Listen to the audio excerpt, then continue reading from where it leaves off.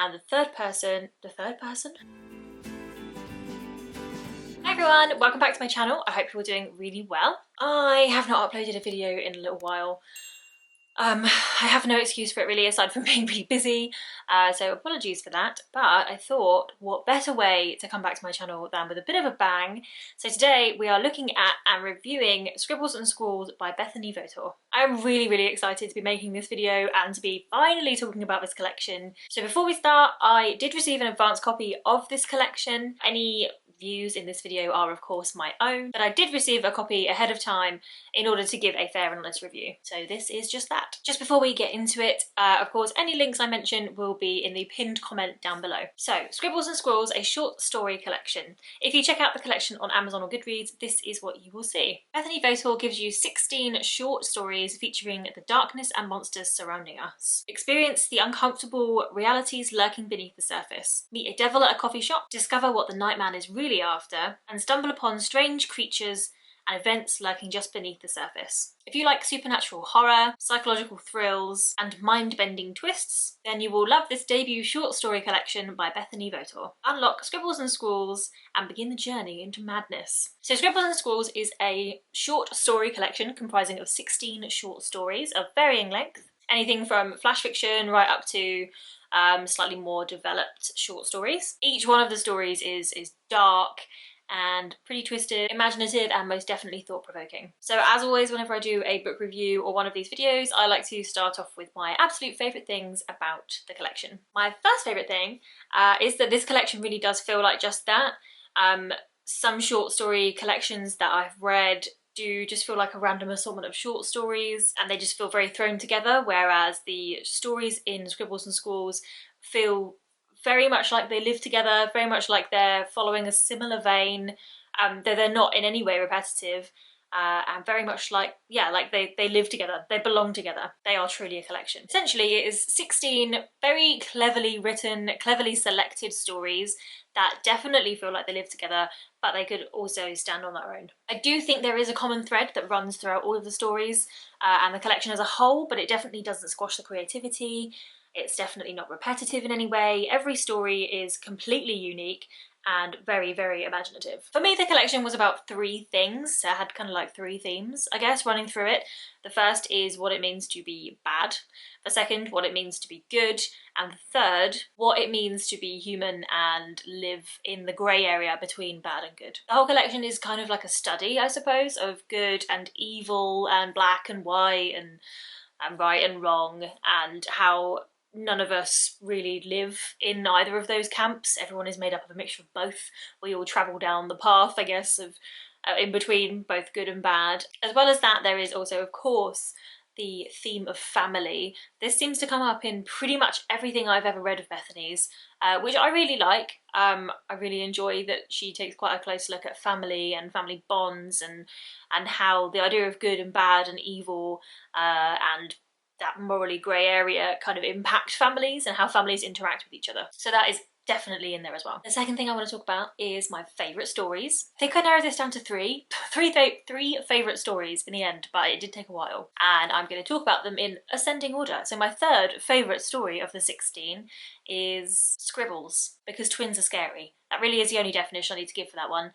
Twins are creepy. They come up a lot in horror for some reason. I guess it's because probably the idea of being like telepathic and having that like deeper connection with someone, and as Bethany is a twin, I guess she experiences that more, hence maybe why Scribbles was so effective. This is definitely my kind of story. My second favourite story is The Nightman, not least because every time I thought about it I have the song from Always Sunny in my head. But this story played out in my head like some kind of 80s cult horror, almost like It, or something a bit like Super 8, like that kind of 80s vibe with the kids and then the grown-ups, and I really enjoyed it. And my favourite story is probably the one I would say is the most different out of the collection. I wouldn't really say that it's horror, I'd say it's definitely more psychological thriller, and though there are supernatural elements, really this story is just so much more than just potential ghosts. And that is A House by the Sea. This story made me do that thing where you read something and then you have to sit there for a while and just digest what you've just read. I definitely read it really, really quickly, really liked the characters. I thought it was really dark and really sad. And though the supernatural elements are there, for me this story was about grief, and it was about loneliness and loss, and how if you don't tend to your family, and you don't look after them, they tend to drift, and they get to the stage where they drift so far apart that you can't pull them back together again. And that's what I took away from that story, and it was sad, and it's still with me. It's one of those stories I think that's going to stay with me. My third favourite thing about the collection is Bethany's tone. I have read, as I said earlier, a few things of Bethany's now, and everything I've read of hers has such a clear voice. I think Bethany really knows her voice, and she writes confidently and assertively, and it's succinct and it's short and it's punchy and it's to the point, and I really feel like she knows who she is as an author, and it's really exciting to read her stuff, and I'm excited for you guys to read it too. So are there any cons to the collection? I don't think this is a con, but if there is one thing that Bethany does, and this is by her own admission, it's leaving the sort of twist until almost the very end. So it's really, really late in the story, which for short stories is absolutely fine because you want that lead up and you want that payoff at the end. And I actually really like that style of writing. Junji Ito is one of my favourite horror writers, and he famously does that. Sometimes it's like the second to last line of dialogue before he lets up what's going on, and that can be a bit late, but actually I think Bethany really balances it well. This definitely was not an issue for me. The only thing I think I would change about the collection is I would have more stories. It was too short. And actually that's not a con either, that's a completely positive thing. If you leave your reader wanting more, then you've absolutely done your job. So to wrap up, Scribbles and Scrawls, a short story collection. Would I recommend it?